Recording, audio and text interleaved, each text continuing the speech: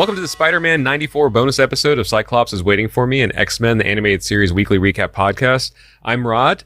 Even though it's a week later, I'm still tired, but I'm drinking water. I like how you say it's a week later when it's in actuality 15 minutes later. You could pull back the curtain a little bit. I'm JC, and I don't know why Rod puts up with my bullshit. I also don't know why our guests ever put up with our bullshit. I would like to introduce our guest, Max. Hey everybody, I'm Max NoSleeves, and you can find me at Max NoSleeves everywhere. The end. All right, great episode, boys. Nailed it. Take it easy. Spider-Man wins. The end. Max has exited the recording session. Cyclops is Waiting for Me is our weekly podcast series where we normally go back and watch every single episode of the original 1992 X-Men the Animated Series in their original intended script order, building up to the release of X-Men 97, coming to Disney Plus later this year. Hopefully, there's things happening in Hollywood which we don't know is going to maybe put a delay on that. We'll see. They've written all of it at this point, and this episode isn't until hopefully the strike has been ended at this point. Hopefully by the time you hear this is old information, but we don't know. There's complicated things happening in the showbiz right now. But since Spider-Man 94 is in the same continuity as X-Men 92, we want to make sure to do these two episodes that included our favorite band of merry mutants. Some quick reminders: we're a recap show about a series that started now over 30 years ago, and also other series that started around 30 years ago. There will be spoilers. If you don't want it spoiled for you, pause the podcast, watch an episode, and come back, and we're going to do our best. We're going to spoil shit. We don't care about this show. Spoil all of it. We are not affiliated or sponsored by Disney or Disney Plus, and I'm just going to spoil stuff until they get pissed. There you go. We're still holding out for them to sponsor the Cyclops Seaman episode or something. Yeah, I am just going to spoil stuff out of spite now. And don't forget to follow us on social media at Cyclops IWFM Pod on Instagram, TikTok, Twitter, and Facebook. And of course, make sure to follow us on all your favorite podcast services. If you want to support the show, we have affiliate links in all our uploads too. Buying any of these items from Amazon helps pay. Oh, man, I haven't gotten paid, but I would like to, for all the editing and supplies. And JC's been handling supplies and stuff, such as White Claw. Rod is reading this for the first time, and it's going great. Yes, it's great. I have not been mentally taxed all day long trying to remember a Spider-Man episode. It's all good. Rod is reading for the first time, and it's going great. Ever. We'll even add Spider-Man Animated Series links specific to this upload. And I believe doing Amazon affiliate links work is if someone clicks on it, their later shopping is also part of it. Yeah, I think that's part of it. So as long as you buy something within 24 hours and don't click on somebody else's affiliate link, we're the cookie for 24 hours. There you go. So I guess if you're not on an incognito tab and you click on our link, even if you don't get one of the things that we have on our affiliate, if you just get normal things you normally get on there, it'll still help out the show. So that's great. Or just buy Rod comic books that he should be reading.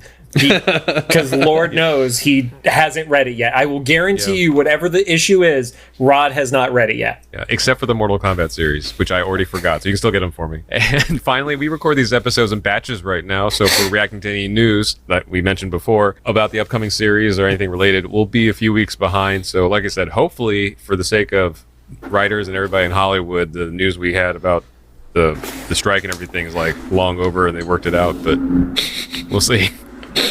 Now, on to the show. Today, we're going to be talking about Spider-Man Season 2, Episode 5, titled Mutants' Revenge. It aired on October 7th, 1995, currently sits at an 8.1 star rating on IMDb, and like we said last week, this was running at the same time as the Proteus episodes for X-Men the Animated Series, which was the start of their 4th season. Yeah, and so far we know that like Wolverine's suffered some severe emotional and mental trauma and physical trauma, and then had to deal with some... Oh, you meant in the X-Men show. I was like, he doesn't have really shit happen in Spider-Man right now. The X-Men show, and then he had to deal with like some college kid breaking into his house. That he then chased off. Yeah. And he lost his second crush on that house. He didn't sleep in his bed that night. All right, so before we get into this, because the character does not pop up in this episode, Max, being the Spider-Man fan that you are you team MJ, team Gwen, or team Felicia Hardy? Ooh. And that is why we invited Max onto these two episodes, because while Max is an X-Men animated series fan, he really is a Spider-Man fan, so. Much bigger Spider-Man fan.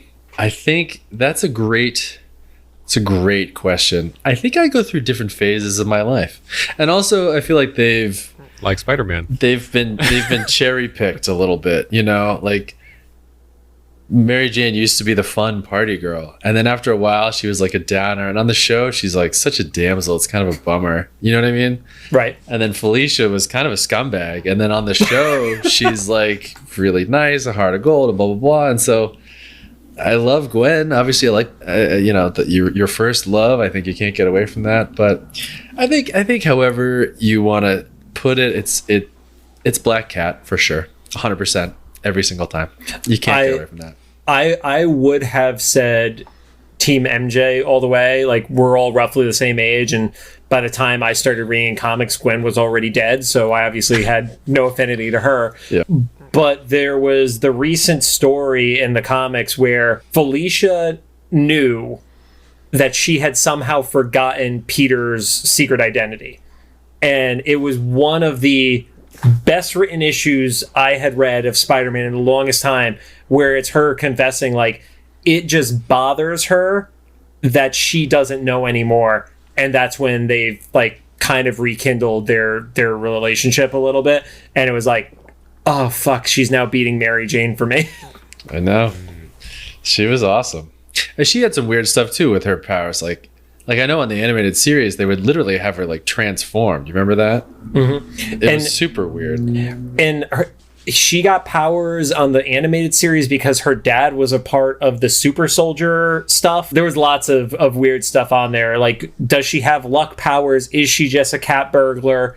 But I think when it comes down to just her as Felicia, get rid of the Black Cat aspect of the story. She's it's not hot by a lot, but she's beating MJ for me right now. Big Rod, time. what about you? Do you know who any of those people are? Yeah. Definitely know MJ because, so for the longest time until the Spider-Man movies, I only really knew MJ. And then Black Cat I knew as the villain, but I didn't, when I was a kid, like I didn't really put together that they were like that much of a thing. Recently, I've kind of had an affinity to Black Cat because I literally have a Black Cat in my home that brings me Spider-Man every day. Multiple times a day. That's very cute. So it kind of fits. Whether she loves him or hates him, it still fits. So I just ignored everything that Rod said because I have to show this to Max because I don't think he's ever seen this before. I will post a picture on the Instagram. It is the most messed up, you have a problem with your ex's toy ever. It's a Gwen toy with an alternate head Mary Jane head. That is so weird. Wild. It was one of those things that I saw it and I instantly had to buy it because of how messed up it is. That is bizarre. It's from the reissue. Isn't that what she's wearing when she dies? Yeah. So yeah. It's the iconic death outfit. So kind of like the implied story there is that Mary Jane like took the outfit off like the corpse. That's okay. We'll just pop her head off. We'll put the new head on. We're good to go. I mean, it was a broken neck, so I think we know what the image and the audio is going to be for one of the Instagram reels and TikToks for this. There you go. Yeah, there's going to be a few of them. I think this is because, John, you mentioned, like, feel free to use Lucy as, like, clickbait for us. I think this is a legitimate time. I could just post some stuff with Lucy and Spider-Man this time. And the caption can literally be, like, Black Cat captures Spider-Man. And it's true. It's total clickbait. I hate it. Black Cat. It's true. And also, it's a cat. It won't do bad. Also, she just turned 3 last Friday, and there was this little. I got Spider-Man party favors. She loves them. I love that I said now on to the show, and then I immediately sent us on like a 7-minute diversion. Listen, Solid. We're one episode away from being finished with this era of the podcast, and if you don't know what you signed up for by now, it's true. So I'm just going to announce it, and Rod, if we have to, we edit it out later if stuff doesn't come to fruition. Max sharing this information with you, so there's a reaction to it. Next week's episode, hopefully next week, maybe it has to take an extra week for editing, but the next episode we post will be with Eric and Julia Leewald, the creators and showrunners of X-Men the Animated Series. Whoa, that's awesome. To do the finale episode. So not just like us interviewing them, they're actually going to do this shit show of a format with us about the finale. Well, I mean, you got to drag them for another episode too, just to be like, so was Wolverine fucking Beast? Is that... No, that I have to ask the guy. I have to ask that from the guy from the Spider-Man team. That wasn't their fault. I would love if Julia was just like, yeah. Wasn't that clear? They like have the same hair and everything. Do you remember the sex scene? Yeah. Or did Fox cut that out? It was the 90s. That's awesome. That's a great get. That's super cool. Stay tuned for that. Now, on Spider-Man. So the pumpkin bomb, is that the correct description of this thing that was hovering in the to be continued freeze frame? It does hit, but I think that they implied to us like children at the time that might kill Wolverine and Spider-Man, and it just knocks them over. It did not. It's like someone shoved them. Like it might have actually been more effective for Hobgoblin to like just push them. Well, it pushed them really hard. Really hard, yeah. But it pushed Spider-Man harder than Wolverine because Wolverine immediately gets up and just re-tackles Spider-Man. He's got that anger. So stupid. And then Hobgoblin goes to like throw another, but he like does that thing in video games where he politely waits until the conversation between the two heroes is done. Mm-hmm. And then, because we don't know what Hobgoblin's doing in the middle of the time. It's like he's just hovering there waiting for them to finish their discussion. Because when they're done, Wolverine and Spider-Man are done talking, then it pans back to Hobgoblin. He's like, haha, and he has another pumpkin bomb. They also call him a clown, too, which, again, not remembering that it was actually Mark Hamill. I was like, oh, okay, Joker reference. Actually a Joker reference. Yeah. Well, it's Mark Hamill doing his Joker voice. It's not Mark Hamill. It's just Mark Hamill. He's like doing a Joker on a glider. Awesome. You know what? He was probably prepping for his role as Cockknocker in the Jay and Silent Bob Strike Back movie. Oh, yes. There you go. I thought you were going to say... why do they call him Cockknocker? I thought you were going to say reading Trump tweets as the Joker on Jimmy Kimmel. He's been preparing for that his entire career. Listen, some shit's going down. He's not getting better out here. But yeah, so because of that weight, Spider-Man's able to like tack the pumpkin bomb onto web. It's called web. Yeah, but I mean like it glues it onto his hand. No, and I thought that meant like he was just gonna like explode right there, lose his hand at least. Yeah, but I guess it didn't go off. He was just like, oh, this is mildly annoying, and then he goes and flies off. I'll just hit the off switch there. Okay. And then Wolverine tackles Spider-Man again. Yeah, they continue fighting. Wolverine ignoring anything that's happened, and Hobgoblin like sees a security camera. And he's like, ah, yes, this will do it. And even as a 40-year-old, I'm like, I don't know what your plan is here.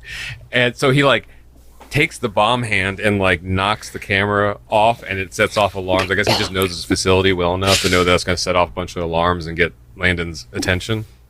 Well, I think he didn't do a great job of explaining it. I think he was looking for a way to get a blind spot. Mm-hmm. Because if you have one camera out and then the other camera's focused on the two superheroes fighting, he's like, oh, I'll just go in by this camera. That's how I interpreted it. More planning than Gambit did in the X-Men series. So much better at breaking into a facility than Gambit was. Yes. Yeah, Max, is what episode Gambit like? The Thieves Guild. Yeah, well, he's like, I'm the master of thieves or whatever, and then he gets in front of the security camera, like looks it in the eye, and then destroys it. Waits like 3 seconds for it to get his face on camera. He's just showing him his boss. No big deal. I guess, and then he immediately gets captured. He's like, how did this happen? But that part does work because the camera in this show works. This camera like sees Spider-Man Wolverine fighting, and Landon's like, aha, 2 more mutants. And then he also has missiles on the side of his building. I was going to say that he tries to take out, once again, king of subtlety and discreetness. He has like full on like tank missiles. Like a pair of them. Yeah, they looked like they could have been on the top of like a G.I. Joe vehicle at that point. And I guess to his credit, it's like, yeah, because of, they're mutants, you don't know what their power levels are, and it's going to take a lot to take them out. But also, like, they're in, like, the middle of New York or something. Yeah, they're in Manhattan. So, like, somebody's going to notice that, right? No. Again, the people in this Manhattan have some sort of dissociative disorder, I feel like.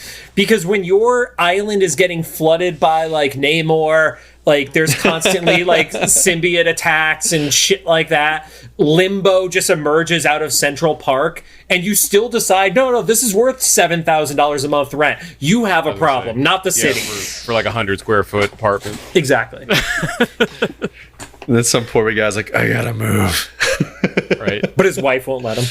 Yeah, it's like, we're still trying to become a Broadway singer. And good news is there's openings every day because the cast keeps getting killed. Getting murdered, yeah.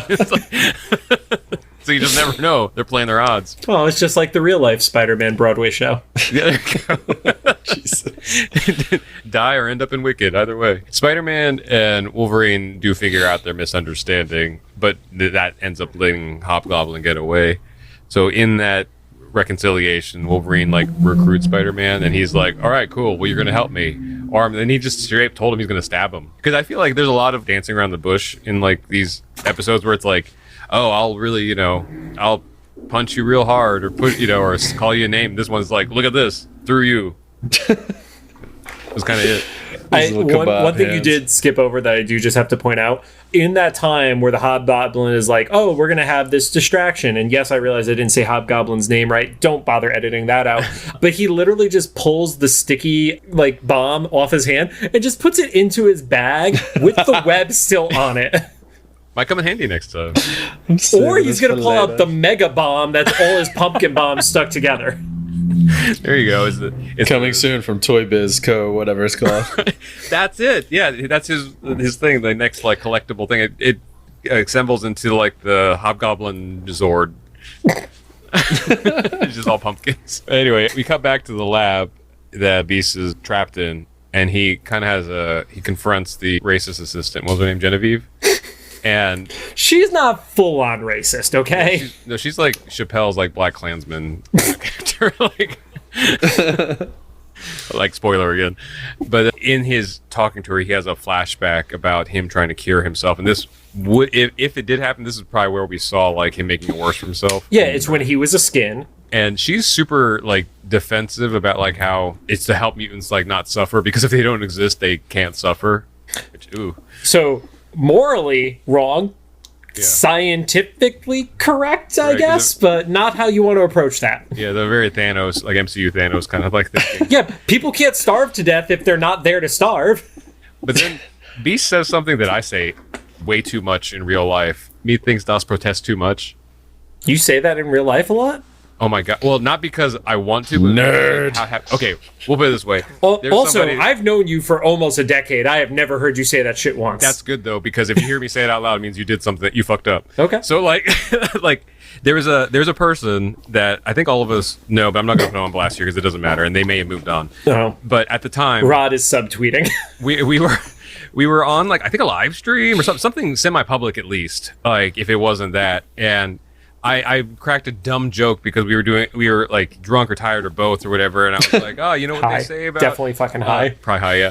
Like, you know what they say about sex? It's like pizza, because like when it's good, it's great, and when it's bad, it's still pretty good, you know. And most of the people in our group were like, haha, dumb dad joke or whatever. And then there's one friend who was like, except when it's penis, it's not penis. I've never had a penis in my mouth. I've never had that. And I was like, okay. And we're all like, just pausing. You know, it was a live stream because one of my friends who was watching it texted me, by the way, so-and-so has definitely had a penis in their mouth. I've never seen it, but I watched the reaction from outside. And anyway, so that person was me.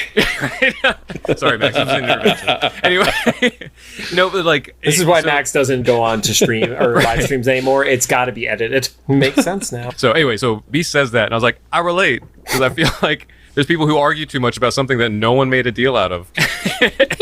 Yep.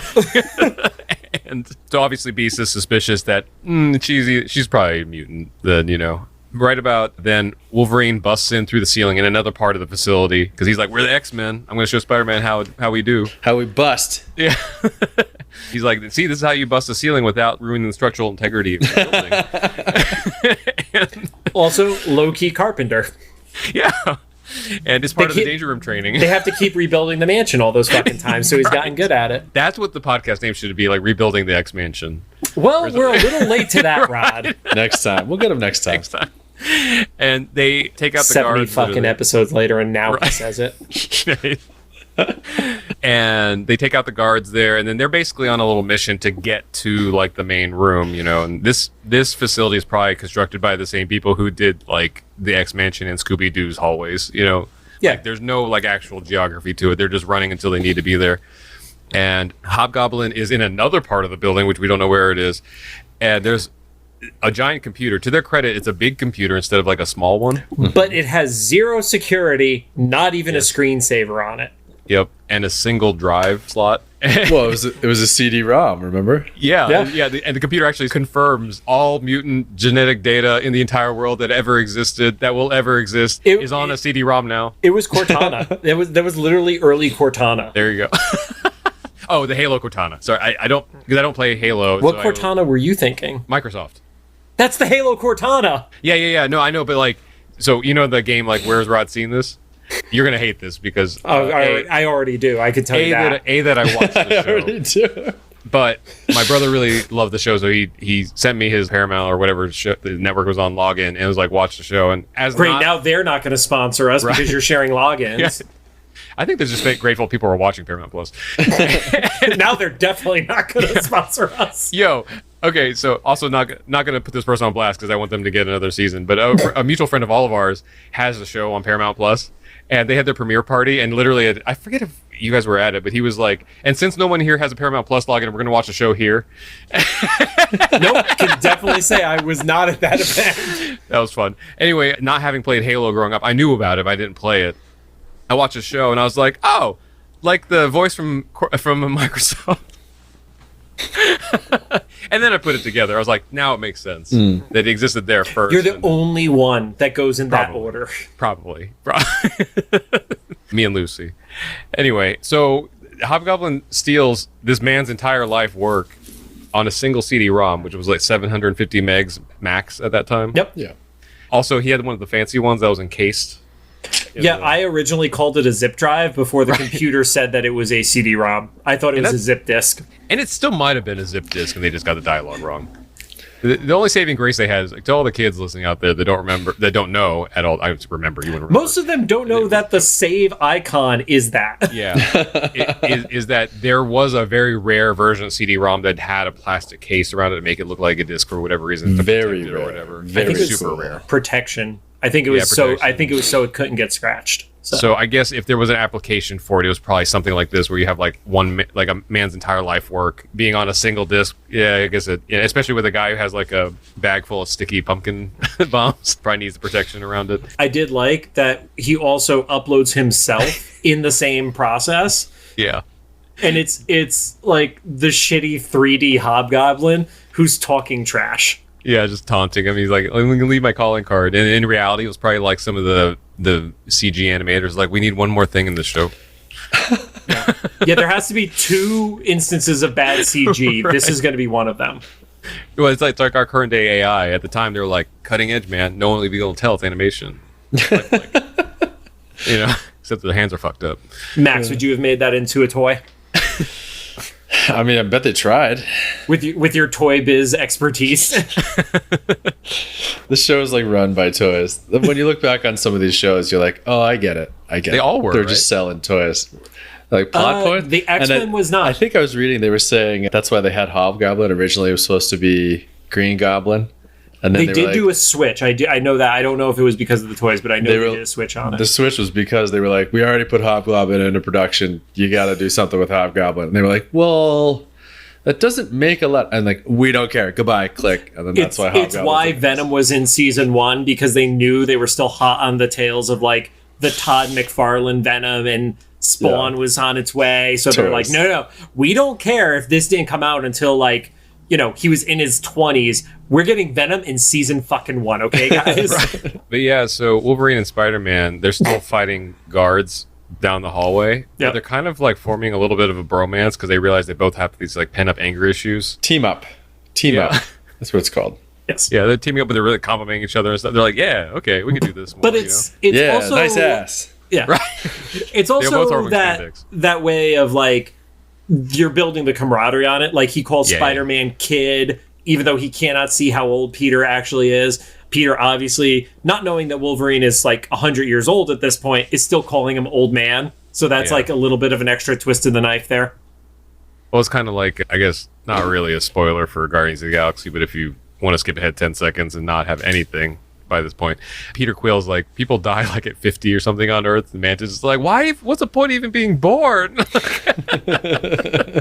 like that perspective, like when you're that young, you're like, what? That's so old. Or I feel like of all the things you could have said, that is the one thing I would not actually consider a spoiler. I wouldn't either, but I just literally never know anymore. Like, I think there was a point I mentioned like a lightsaber fight in the Star Wars movie, and people be like, spoilers. I'm like, were you expecting not one? I mean, I dropped the swear immediately onto Twitter that night, so the F-bomb. The best part is people didn't get it. No, nobody had it. There were like 7 comments in that post that were just like, thought I was making a joke about something. I'm like, nope, you did not see the movie tonight. Got it. It looks like you're pushing the keyhole.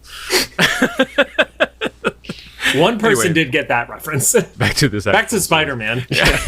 She's felt. So in the lab, they're getting ready to dunk Beast in the Roger Rabbit serum thing, and Wolverine, on the other side of the wall, because the geography works out when they need it to, is starting to claw into the lab because on brand. He makes an X. Yeah. And he doesn't even know that that's necessarily the right room because they've never been here before. No, he did because he smelled it. Okay, and Max is forgetting that we're not a video show. He smelt it. And the theme song plays, and he does these little, he like gets to yell and finally uses claws. And it was really just one of those ones I'm like, oh yeah, he never gets to. He pops his claws 50 times that episode, and he never. How many times does he use them? 0. Because literally against the, like Sentinels, and that's it. I know. It's also my least favorite type of Wolverine claws. It was like the kebab skewer claws, which I think are so dorky, kind of. Not that claws out of your hands can ever really be dorky, but I prefer my kitchen blades to kebab skewers. We talked about that in one of the episodes because he popped his claws when he was in the kitchen to cut through bologna or something like that. And if they were the kebab skewers, they wouldn't work like that. They had to be the knife style for him to cut through that way. So it's like the old joke with Superman of like, oh, he used to just be able to jump really high and now he could fly faster than basically any character that's out there. It just, over time, the writers would just do what they need to with them. So. Yeah. And then like in the later episode, I think when he escaped, he went to Japan to go find himself again, and he cut down a tree. Yes. And it was like, wait, then he would need the blade ones that he had from the bologna, but now he has the round ones. So now he's just like bashing the tree or something instead of cutting through it. Adamantium is some magic shit. Right. Let's just call it out. This is all the stuff we had to keep to ourselves in junior high, but now we can talk about it on the internet. It's true. But yeah, he claws into the lab. I in my head canon, I would love to think that he just hears the theme music and is following it. that Landon is just a really big fan of Ron Wasserman and just has that soundtrack going, and that's what was driving Wolverine there. Yeah, or it just follows all the X-Men, so that's how they're always able to find each other. So Beast is in that room, so he's like, oh, I hear like the string part coming from that room. So one of us is in there. What if that was like a weird mental thing that Professor Xavier put in everybody's brain, that song is always playing and that they can hear each other like through walls and stuff? Ooh. And when it gets louder, that's what gets you hyped to fucking murder somebody. Yeah, to claw through a wall. I would love a universe where James Gunn took a crack at the X-Men and that was like the in-universe canon reality. Because like now we've seen all 3 Guardians movies now and we know like it just doesn't give a fuck. Anything. It's like, listen, it's not that serious. Let's have fun. Yeah. But also, it is very serious, and you're all going to cry. Drax did level that small child with a ball to the face, so... Yeah. And then the guards break into the room that they were in as like the buffer, and even though they get back up, I think Spider-Man killed those guards, because those doors look really heavy. Yeah, so they blast the door, it falls on top of Spider-Man, he struggles to pull the door up, and then he drops it on those guys. They're dead. They died, They're yeah. definitely or at the dead. very least, they have internal bleeding, and they're going to die pretty soon. Yeah. The sound it makes alone, it's like, oh boy, oh boy. With the squishing. Just the blood splatter, Just sounds like you're beating the shit out of a ketchup bottle. And then Wolverine breaks in and somehow doesn't kill all the guards with all the stuff he's doing in that room. He's very reserved because standards and practices. And he doesn't kill Landon. He tries to save Beast, but because of his, act first, think later mentality, he gets electrocuted immediately. Yep. No spider sense. No, right. Not that I think Spider-Man's spider sense would have done shit the way he's been acting in these episodes. Right. And Beast is able to catch him, though, because apparently he has better reflexes than any of the people in this episode. Also, a lot of good self-control, because he's reaching through the electric bars and not getting electrocuted. So that's true. Yeah, I didn't put that together. It's just like his fur is probably getting sick. Neither did the animators, don't worry. Right. It's the same people who built the building, right? Right. Like, it works when it needs to. Yep. Landon starts the drop again, but Spider-Man is able to save. So then there's this like reverse shooting standoff, so instead of pointing guns at each other, they're all like in like a chain of saving each other, like hanging on to each other. Yeah, Spider-Man grabs the rope thing that first held he, the cage. he literally just like, pulls the lever first. Yeah. oh yeah, that's right. He jumps. He's like, watch this. Beep, click. Yeah. Yeah. Occam's razor, man. And then he rips the lever off so it can't be pulled, which I at least give him credit. Like, he made the right call. It's like, all right, well, this thing is fucking broken. At least he can't reactivate it when I walk away. Yeah. Because then he walks away and Landon's just like, wait, no. And he's down. But yeah, then Hobgoblin finally shows up. Joker Goblin. Goblin. Busts through the ceiling.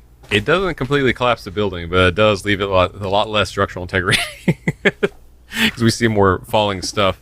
And then he fights Landon. It's kind of like that "Where's my $2" thing, right? From the speaking of John Cusack or whatever. I mixed up my Johns. Yep. But like he's basically like, trying to leverage more money.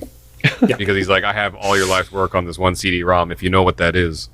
And then Landon doesn't exactly take the smart route where he just tries shooting this guy who's flying around with the sensitive CD-ROM. Yeah. But it's in the plastic protection. I don't think that thing had drop protection on it. That maybe if it fell off the edge of your desk, but I don't think that, 15, 20 feet in the air on the metal flooring was going to work. And this is where I got mixed up. So this is where Spider-Man grabs the cage because one of those rogue laser beams, because there's no bullets in the Fox. Everybody's got lasers. G.I. Joe. Gets the rope of the cage thing, and that's when Spider-Man grabs it, and that's when they have the chain of people like, somebody do something, because Spider-Man's the one holding Beast and that's the heaviest load, right? Because it's the metal cage, it's a guy the size of Beast, and it's Wolverine who has an adamantium skeleton. Yep, proportional strength of a spider. Why didn't he just web the thing? There's a lot of things that could have been done. You're right. At least he was positioned comfortably, I'd say, because he's laying on top of the bar and holding onto it with two hands. He's not pulling like Captain America grabbing the helicopter where he's just like awkwardly stretched in both directions, Kingpin, we're reminded that he's there, or he's watching everything, or he has a spy watching everything, which seems like a redundancy. His staffer is there, yeah. Yeah. And he finds out from his staffer that he's been double-crossed. And he's like, all right, well, burn it down. Let's start over again. Pack it up. Smythe is like, like I told you couldn't trust him. And he yells at him. And they have this thing is like kind of inconsequential, except they're reminded like, oh, this is why Landon was doing this. But other than that, like the storyline doesn't affect this episode. I think it's more so that it's that ongoing story of this is the season where Peter is mutating. And I think at some point eventually he does turn into the full Spider-Man. I do remember that. Yeah. And in this, the Landon character and all that play a part in it. I think that's a piece of it. Like we talked about, we're rewatching most of these X-Men episodes for the first time in a decade. I would say this is probably closer to like 15, 20 years since I watched the Spider-Man episodes. So, oh wow. See, it's been more recent for me to rewatch the Spider-Man episodes, but it doesn't say very much because I literally watched these an hour ago. I'm struggling to remember. So then Spider-Man finally just kind of like, he runs out of strength and he almost drops the cage, but that's when Wolverine wakes up and is able to get away from the acid vat or whatever. Hobgoblin gets stuck. His board gets stuck in like the catwalk or something. Yeah. The glider. And yeah, the glider. And then he threatens to drop the data into like the acid vat. Landon's like, no, and then falls into the vat himself. The old Joker move. So once again, wrong character, but your Joker metaphor or your parallel, whatever. Yeah. I mean, he literally just... I don't know what Landon thought he was going to be able to do in that case. Right. He's like, this is Spider-Man, right? Oh, wait, I'm not Spider-Man. Yeah, he's like me when I'm tired. I get my details confused. So then Genevieve, that's right name, right? Yep. Shoots the... See, I didn't write any names down for this one because every other time that I've written down all these detailed names, they didn't mean anything. She shoots Hobgoblin, and Hobgoblin's like, you know what? This ain't worth anything now because the disc is gone. I don't care about any of these people, so he's out. I guess that kind of like goes with what you guys were saying about him being a mercenary. He's like, there's no cash involved in this, so... Yeah, all he was doing this entire time was blackmailing Landon. Like, he had no big plan, no ulterior motive. It was just, he knew that Landon was not actually building that army of super mutants for the Kingpin. So it was basically hush money, and that's all he was going for. Yeah. It's a solid plan. And then Spider-Man flings the cage over, and it opens. And as they're starting to kind of celebrate their escape or whatever, Landon flies out. They're like, we have to get him out, or Genevieve or something. He's in there. They forgot about him. Jen is the only one who remembered. Yeah. And then I think Beast was like, nobody thought about what it does to normal humans. Mutants. Yep. And as he's saying that, the form of Landon like flies out of the vat, and he's just transforming into like basically a kaiju, but like a mini version. And they're like, yeah, that's a problem. And he immediately goes to like an electrical source, like of all the stuff that's breaking around the room, and starts absorbing it. I think one of the characters actually says like, oh, he's absorbing electricity because they need narration.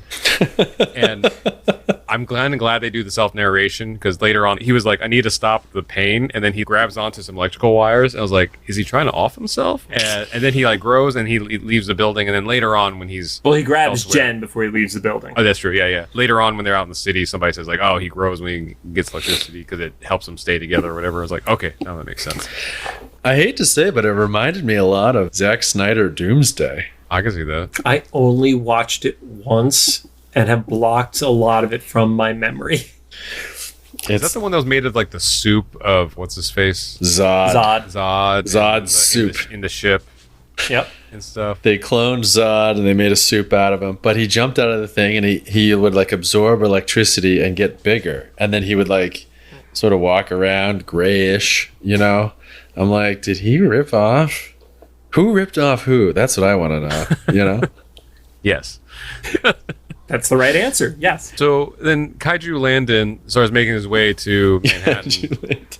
And he just keeps absorbing more electricity along the way. He breaks into the sewer where I guess there's electrical boxes and stuff. And he keeps growing. And Rogue is in the Blackbird with a couple of the X-Men. And they're like watching in real time. They're watching J3 News, which... Oh, okay. Like... Was that the J. Jonah Jameson reference? But in the show, he was only at the Daily Bugle. He didn't have a news channel, did he? I mean, maybe he got fired after saying some shit and a big lawsuit and had to start a Twitter show. You don't know. They're Just ahead of the game. Made shit up and it finally caught up to him. That doesn't happen in real life at all. Nope, calling somebody dangerous who's not. Yeah. And so Xavier is like radioing to Rogue and is like, you seeing this? And she's like, yes, I'm seeing all of the horrible things that we've been watching for hours now. Also, solid reception in their jet. Right. And so the X-Men show up, they all plan stuff, and they start talking about like, well, what do we do? Because he's a kaiju at this point. Like, he's absorbed enough stuff, he's able to climb a building, King Kong style. I appreciated that over time you saw how he had one big claw that was like grabbing onto Genevieve, and then you saw like she just kept getting smaller by proportion to him to show the scaling up over time of like, oh, he's getting really effing big really quick. Yeah, because this is all a matter of like kind of like almost minutes. Yeah, probably like 20 minutes. I think it was Beast that figured out that because he's growing from electricity that they could... No, it was Spider-Man that figured out that they short-circuit him, that because they can't take electricity away from him, they could short-circuit him, and then he would... I know that Peter Parker's a kind of a science whiz. I didn't know if he's like a biology guy or whatever, but he's able to figure out that like if they take away the electricity, then he'll turn back into a human. I don't know how short-circuiting works, is what I realized during this episode. Right. Yeah. They electrocute him, I guess. Well, he said something like, we need to... I forget what it was, but it was like he had the wrong term for electricity. Yeah, it was in micro frauds or frows or something like that, and it's supposed to be in hertz. Yeah, so I don't give him too much credit.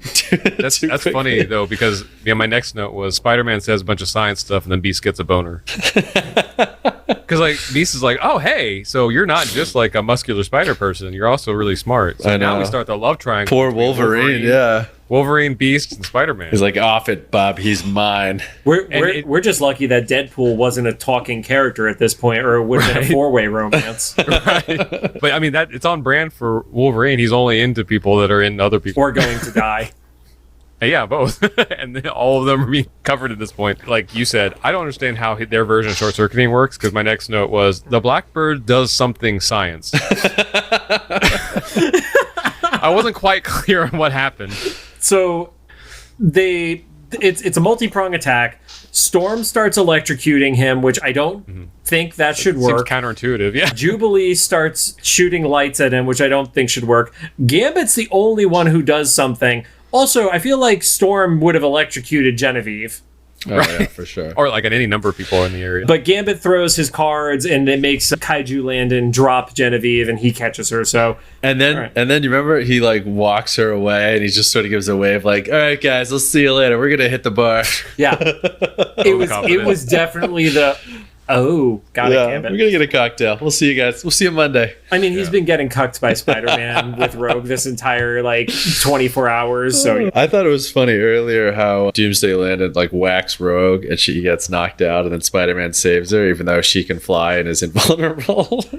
It just gives her an opportunity to be horny again. She's like, "What's up, sugar? What's up?" She has taken the hardest hits of any character in the X-Men animated series. When she's gotten attacked by Sentinels, she's left dents in metal in the shape of her body and gotten right back up. Didn't Gladiator, was that the guy with the mohawk? Didn't he punch her like across an ocean or something like that? Something like that. Yeah. He did like a Looney Tunes, like, ah! Yeah. Yeah, Gladiator. Gladiator and Juggernaut have just like decimated this poor woman, and she's like, "I'm fine." She's like, "I'm fine, sugar. There's a rattlesnake in my boat." No. We got a Woody. So they also then want to make a point of making sure that he's not grounded, which at this point I have no idea what any of the science of this thing is. That's the only part that makes sense, because when you're not grounded, then you can be electrocuted. You are shocked at the very least. Right. According to all that movie science that I've heard. Right. That I've seen. So before I got a music degree, I did 1 year at college for automotive engineering. And so like when we did electrical work, we had to have a thing on our wrist that grounded us. Right.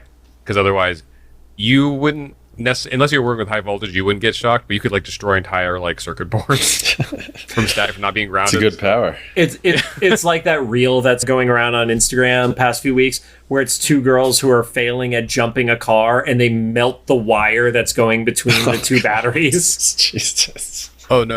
Yeah. Oh, because they just completed. Oh no. They messed up that circuit somehow. No. Okay. Yep.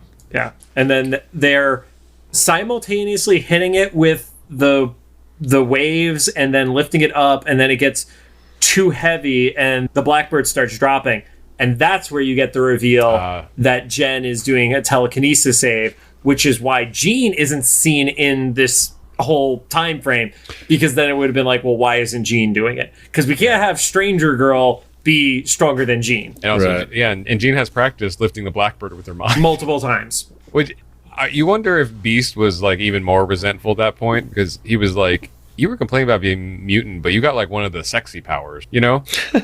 Like, you didn't get covered in fur or anything. Like, you can control things. You're still a skin. You're still a skin. You're still a skin. You're still a skin. That is the most, is this a slur that's not a slur possible.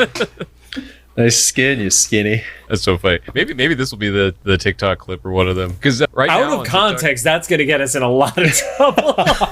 Well, mainly because right now on TikTok, there's a thing where American people have learned how British people describe fast food. Takeaway. And so like, well, essentially like, but the type of fast food. Mm-hmm. When you get Chinese food, it's like, I'm going to go get a Chinese. Mm-hmm. Oh. And it kind of like made waves of like, one of the creators I follow, Sugia, she's like, no hate to these creators at all, seriously. And I know it's not, heavy chance it's not racist. It just rings my ear that way.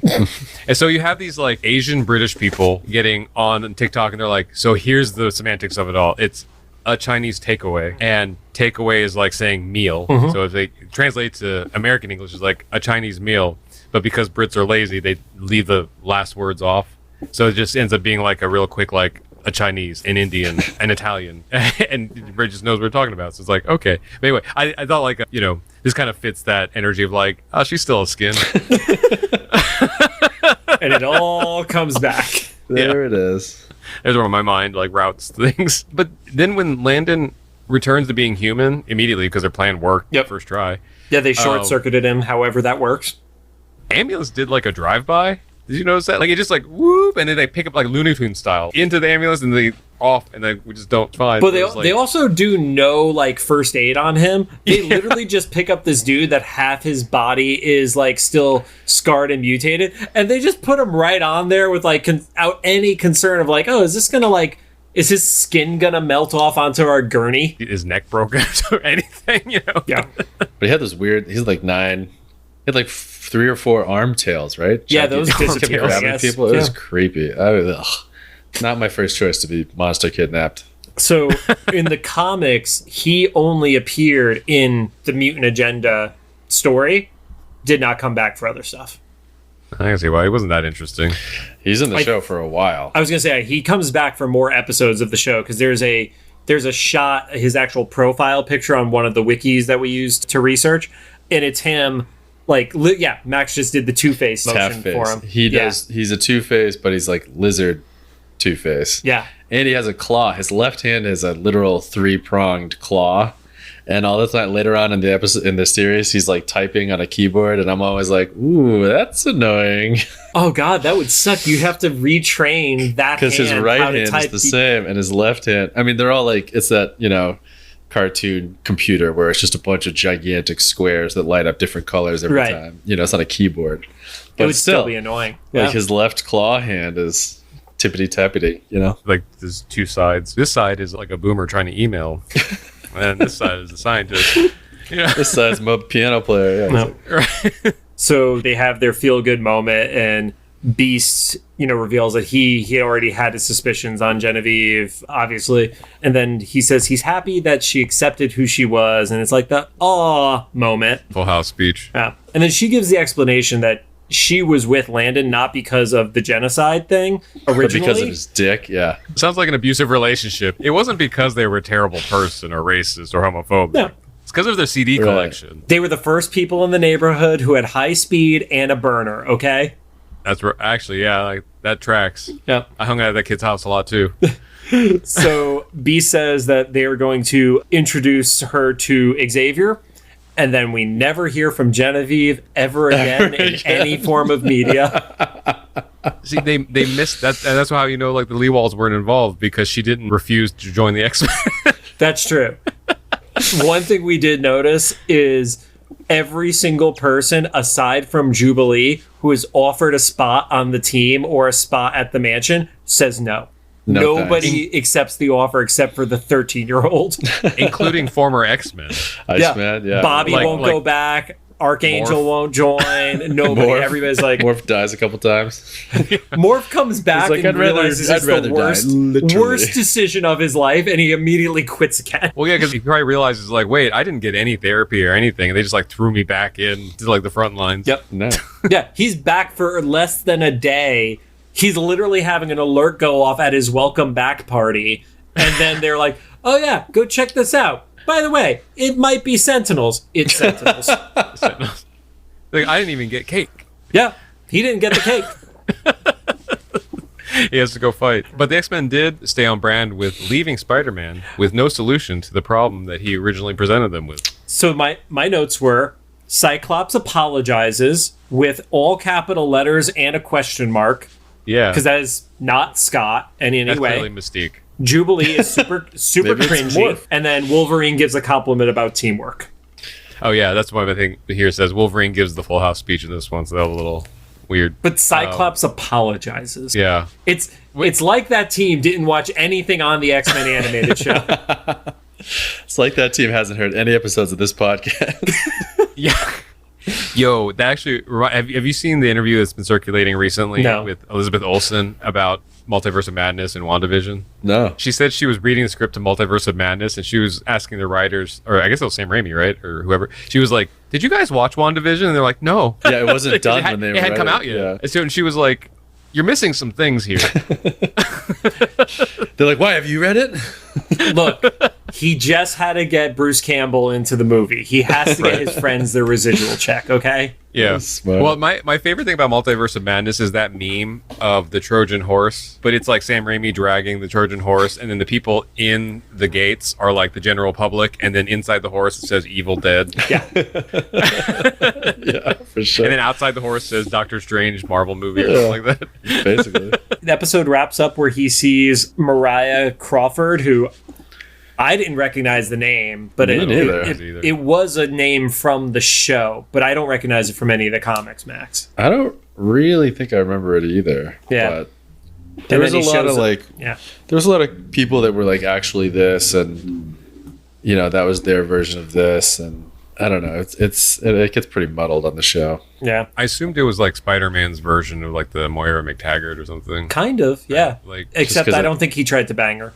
And you think it's just because it sounds similar, you mean? Moira and Mariah? Is that what's up? Oh, that too. Yeah, that, or like, I just meant like, there's like a random science lady that's conveniently around when you need her, but you always forget about her until you need her. But there was the little preview that Kraven the Hunter was coming on that newspaper clipping where he saw Mariah's name. But also the newspaper, that happened to Rogue in the X-Men series. I kind of see, this is another thing, like I want like a Deadpool or something revealed that there's like a mutant out there that's their power is future telling, or like really introspective newspapers that blow in your face. So you want somebody who could tell the future, but it has to be through introspective newspaper clippings? Yeah, kind of like that 90s show. That is the worst fucking power. And yes, the show is called Early Edition. Early Edition, yeah, where the cat delivers a newspaper a day early. Yeah, is that guy's in the MC and the Marvel, the animated universe? That was Coach Taylor from Friday Night Lights. Yes. Oh wow. Yeah. He gave him the newspaper. And that's how the episode ends. Fuck this! I'm gonna go coach football. This fucking cat is ruining my life. This job sucks. The most accurate thing about that is the cat shows up out of nowhere and then never leaves you alone. Your cat is gonna bite the shit out of you tonight for talking like that about her. I know, she knows that. Your Spider-Man cat. She's probably under my chair right now. But yeah, then presumably, they carry on with Spider-Man's actual storyline, but we know just because he does turn into like this mutant spider thing that Mariah's not much of a help at the beginning, at least. So after this one, Morbius shows up. Yeah, the next episode is Morbius. Oh, with hands. The suckers. Fangs. Yep. The hand suckers, right. Yeah. Which is somehow worse than fangs. It actually feels grosser. Yeah. Right? Yeah. Tough hand job. One is a little more horror. This is a little gross. You feel like that was like something that they would tell Sunday school kids, don't masturbate. You look at Morbius. Yeah. You do it once and you'll have teeth on your hand. That guy jerked off constantly and look how white he is. Right. Well, remember, I don't know if this is like really dating ourselves, but I remember... You're worried about that now? Yeah. No, but early part of my childhood, there was still that like old wives' tale of if you masturbate, you'll go blind or something. Yeah. That? Or that you'd have hairy palms. Yeah. I was like, what? Then they pointed at Daredevil, and they were like, see? Jerks off constantly. Catholic guilt. That's why he's dressed as the devil. He's blind and the devil. Yeah. That's why he wears gloves. Anyway, so that was our introspection on this. Yep. Just notes from the episode we didn't cover. Jean receives a voiceover credit, despite only briefly appearing on screen, but never uttering a word. Nope. Just complete. I didn't even think about her not saying anything. She doesn't say anything. Yeah. And she's not there during that scene with Genevieve. Landon never returned in the comics. Genevieve never returned anywhere. Michael Edens, who was the writer of this episode, wrote 10 episodes of the X-Men animated series. So apparently none of those were the ones where Scott was yelling. He was written out of the episode. Yep. And then one anecdote that Eric Lewald shared in previously on X-Men, the making of an animated series, link in the description to buy that on Amazon affiliate, talks about how it was one of the hardest meetings to get stuff through on Spider-Man because you had 4 different people who had to sign off on it, including Stan Lee, Avi Arad, Sid Atwater from Fox, and they basically had 9-hour sessions for each of these episodes where people had to go back and forth, and everybody had to agree to move to the next point in the script. Ooh. Okay, so there's a lot of things that are forgiven now about what happened in the story. So Eric gives the credit to John Semper, who was the lead of the Spider-Man show, for controlling that butting of heads and fighting of egos and stuff like that. Yeah, it's wild that's kind of like the meta legacy of Spider-Man, right? Because even to this day, like there's still like negotiations that have to happen with Sony for Spider-Man to show up next to the Avengers, right? Well, that was just because Marvel was going broke and Sony got the rights. So I mean, it's just like this weird like legacy that follows that character down to like the Morbius movie that had that after credit scene that made no sense that was supposed to tie into the MCU. And then, it's all. And then Venom being at the end of No Way Home. That was the other one. Yeah. That guy. That one has a small chance of paying off in a little bit of a way, but like the Morbius ending was like, yeah, so someone's mom watched No Way Home and then described it to someone at the Morbius team or whatever, and then they did it and they're like, that's not how they explained it working. I like that you think Morbius even had a team working on it. Well, this was during quarantine, right? So they're all like on Zoom yelling at each other from the lag. They haven't found the solution like we have. Right. Max, closing thoughts? I guess my question to you guys, would Wolverine have died if they dropped him in that anti-mutant sludge?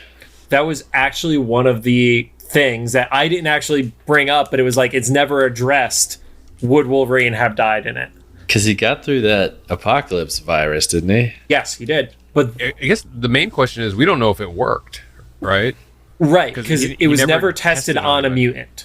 And would it burn out your mutant gene and leave you a normie, or would it just like kill you like a Toon and Roger Rabbit? I feel like what it did to Landon was essentially like hyper aggressive cancer. Is kind of how I would describe it. Like, it just kind of kept mutating and caused him to lose control. I think Wolverine, if I'm going under that premise of it, would have been okay because his healing factor would have overrode the non-X gene related mutation. That's a theory I'll go for. It. I think if it rewrote his DNA to not be mutated, then he probably would have died of like the thousands of like injuries that he's been sustaining. Everything just catches up to him. Everything, well, that and like his skeleton thing, right? You know. Oh, he would have instantly had adamantium poisoning. Yeah, that, like everything, like just all that stuff. He'd be like, "Why are my bones so heavy?" Thunk. Yeah, the super strength of that skeleton it just immediately breaks him. It's like, guys, that was the party pooper rod when I was a kid. When kids were doing that game, we're like, "What superpower do you want?" You know, and I was like, I was that kid that was like, "I want to fly," and also all the associated things that allow me to survive flying. Like, God. what the fuck? This was a fun game. I was like, "Yeah, I don't want to suffocate when I'm up there." I forget what it was. It was some clip. I think it was Funny or Die or Kachi. I can't remember. But he was like, I bet I'm surrounded by I would wish for more wishes people. Oh yeah. And they both were like, I was a wish for more wishes guy. It's so embarrassing. Yeah, you having one single superpower, you got to be smart about it. Because I'm gonna go flying. Cool. Morph. I go too high and I literally freeze to death. Yeah. Cracked did a great, R.I.P. did a great thing when they used to do the stuff at the Los Feliz diner. Yeah. Oh my God, what was the name of that show? It was like After Hours. After Hours. Yep. Yeah, I guess minor spoiler, but still worth watching their episode about it. But they arrived at you don't have to say spoiler when they're broke. Yeah. Yeah, they have like a single youth pastor running it now or something. I'm not even joking about that. He like played a song at the end of one of the videos with his wife. Anyway, but in that episode, they came to the conclusion that the best superpower to have would be Zach Morris from Saved by the Bell. I remember that episode. Because you could stop time in a way that didn't affect you, and there was no like undesirable consequences from it. Mm-hmm. You can kind of like take your time, think about stuff, Let's just hope that when Zach Morris is drunk driving later in life, he's able to do timeout in the before he goes through the windshield. Yeah. What about you, Max? You go first. I think I was saying to somebody the other day. I went with maybe flying, or I think I went with Human Torch, because it's a cool power. You look cool. You're hot, obviously. You can fly. And then there was always that fun thing of like, sometimes he could carry people when he was flying. And I'm always like, well, how the hell is he going to do that? And I'm like, oh, you know how? Because it's a comic book. Because it's a fucking comic book. Yeah. Yep. And if it really got down to it, he could, light the atmosphere on fire and incinerate the whole planet just if he wanted to. So don't piss him off. You know what I mean? I think that one would be pretty good. Him and Iceman. Remember when they outrageous, overpowered Iceman? And he was just like, still is right moisture. Now. He literally, at the start of the Krakoan era, turned himself into a kaiju Iceman and beat the shit out of Fing Fang Foom. Perfect. Nice. Of course he did. Yeah. I would go with Mantis's power to just be able to influence, Boring. but practical. Yeah. No, her power is to be super boring. I like how, I guess, again, minor spoiler for a movie that's been out for like a few 3 weeks weeks at this point. That like You would be Cosmo, wouldn't you? no. So she was like, we don't use our powers against our friends, and then like immediately turns around, and makes Drax forget about them insulting him, and then they just let it go. No one ever addresses it. Typical. Well, who's gonna like Nebula's not gonna stooge on her? Come on. Yeah. Well, I think that's everything. Max, thank you for joining us on these 2 very weird episodes. This is the first time we covered something that wasn't directly the X-Men show, so thank you for joining us on these. Thank you for having me. I feel like I learned a lot. Hopefully I was a good sounding board for you guys. I feel like you taught Rod things, which is important for any guest that we have. How hard is that? Michelle got to teach me who Sam Guthrie was, and that's when we wished there was a video podcast because her face dropped to the floor for a full like 10 seconds. Yeah. So cool. She is hardcore in the X-Men world, not just the X-Men animated show. Like, whole wall of X-Men figures behind her that, all due respect to your Spider-Man wall, puts your wall to shame. Sure. Well, that's not my toy wall. That's my art wall. But sure. Go ahead. Yeah. Keep going. And when Rod said he did not know who the Guthrie family was, I think she was offended. Oh, there's so many of them. They're around for so long. There's so many. My only defense was they animated him differently than we had previously seen him. Cannonball? Yeah. Yeah. In the episode where he's not just on a TV screen, he does not look like the Cannonball we know. Really? I don't remember He's which like a one he's redhead in. or something. Yeah. It's like his original New Mutant design as opposed to his X-Force design. But we've already seen the X-Force design on screen, so Right. Yeah. Weird. It's a weird thing. But fucking animation Well, studios. Max, one more time, where can everybody find you? I would say at Max NoSleeves or hiding under your bed. Oh, yeah. We'll put links to both of those. To your bed. On that note, thanks for joining us. If you have any thoughts, like why Max would be under your bed, make sure to drop them into the comments for either the YouTube video upload, official Instagram post about this episode, or any of the other random social posts that I forget. Yell at doing Rod every on once in a while. TikTok. It's Yeah. the best part of my week is seeing you guys respond and then him not knowing if he should respond to you. Yeah, and I usually just use a vague emoji. Because when an argument gets technical on TikTok, Rod doesn't respond to it. Yeah, because I just generally don't respond to comments anyway, even on my own socials. So especially when people are like, well, the physics of blah, blah, blah. I'm like, I don't know, man. Somebody explain how they short-circuited this motherfucker to us. Right? There you go. Yeah, how did that happen? And what was Spider-Man's thinking on that? I don't want to know the answer for that. If you like what you heard, we'd appreciate a rating on the podcast app you're choosing. You can find us on Apple Podcasts, iHeartRadio, Amazon Music, Spotify, Google Podcasts, and CastBox. I don't use half of those, but thanks for listening anyway.